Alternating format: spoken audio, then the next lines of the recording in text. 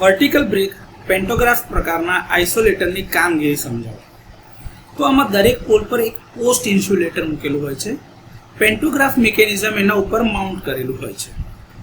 Post પર એક terminal છે. ઇન્સ્યુલેટર પોસ્ટની બાજુમાં બીજો એક ઇન્સ્યુલેટર પોસ્ટ મૂકેલો છે જેને આપણે ફેરવી શકાય છે.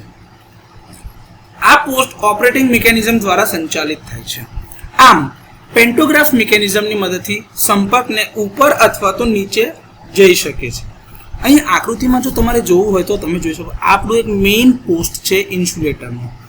આ બીજું એની બાજુમાં જે છે રોટેટિંગ થઈ શકે એવો પોસ્ટ ઇન્સ્યુલેટર મૂકેલો છે જેને ઓપરેટિંગ મિકેનિઝમથી ફેરવવામાં આવે છે. આની ઉપર તમારું પેન્ટોગ્રાફ સ્ટ્રક્ચર માઉન્ટ કરેલું છે. આ તમારું લોઅર ટર્મિનલ એટલે કે નીચેનો છેડો છે અને આ ઉપરનો છેડો છે જે ત્યાં ઉપરથી બસબાર સાથે કનેક્ટ થાય છે.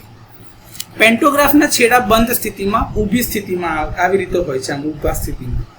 આના કારણે પેન્ટોગ્રાફના ઉપરના બે છેડા, જે આ તમારે મારા બે હાથ દેખાય છે ને, આ બે છેડા ઓવરહેડ લાઇનના બસબાર સાથે જોડાયેલા હોય છે. જે આ તમારા ઉપરના બે છેડા છે એ બસબારની સાથે જોડાયેલા હોય છે.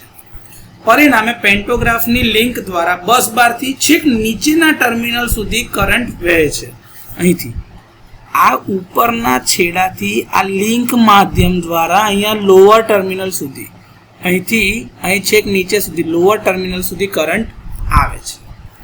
બંધ સ્થિતિ હોય એટલે કે ક્લોઝ પોઝિશનની અંદરમાં પેન્ટોગ્રાફના આમ બંને ટર્મિનલ સતત પ્રવાહ વહેતો રહે એના માટેનો એક માર્ગ આપે છે. તમે જોજો કે આ મેટલનો એક કન્ડક્ટિંગ પાથ મળે છે પેન્ટોગ્રાફથી. દેખાય છે આ છેકથી છેક નીચે અપર ટર્મિનલથી લોઅર ટર્મિનલ સુધીનું. આઇસોલેટરને ખોલવા માટે આ રોટરી ઇન્સ્યુલેટરને ઓપરેટિંગ મિકેનિઝમ દ્વારા ફેરવવામાં આવે છે. અને આ ઓપરેટિંગ મિકેનિઝમ જે છે એ કાં તો હેન્ડ ઓપરેટેડ, કાં તો મિકેનિકલ ડ્રાઈવ દ્વારા, કાં તો પછી તમારું મોટર ઓપરેટેડ હોઈ શકે છે. લિંક મિકેનિઝમ દ્વારા પેન્ટોગ્રાફની બ્લેડ જે આ કન્ડક્ટિંગ પોઝિશનમાંથી એનાથી આમ નીચેની દિશામાં આવે છે અને કનેક્શન ખુલ્લું થઈ જાય છે. આ હિલચાલ તમે સ્વાભાવિક રીતે જોઈ શકો છો અને તમે નીચેથી ઊભા રહીને બી ઉપર નજર નાખો તો ગેન્ટ્રી સ્ટ્રક્ચરના જે બસબાર હતા ત્યાંથી એ છૂટું પડેલું દેખાય, જેના લીધે દ્રશ્યમાન આઇસોલેશન સુનિશ્ચિત કરે છે.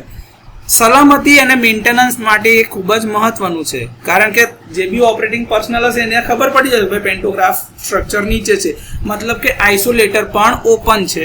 આઇસોલેટર ઓપન છે, બ્રેકર પહેલેથી જ ઓપરેટ કરી દીધેલું હશે તો કોઈ જાતનો કરંટ ત્યાં આગળ જતો હશે નહીં, એટલે બ્રેકરનું મેન્ટેનન્સ આરામથી કરી શકાશે.